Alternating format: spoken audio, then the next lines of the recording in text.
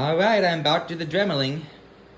So I'm going to start off with, well, I do have drill bits around somewhere, but this actual, I can't focus, but it's a metal cutting bit. It's kind of shaped like a medieval mace, you know, like flanged mace.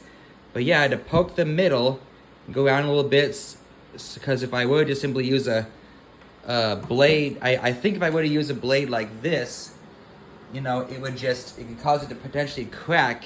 And, you know, these things can crack in these cheap 2000s plastic before, you know, now we got tempered glass, you know.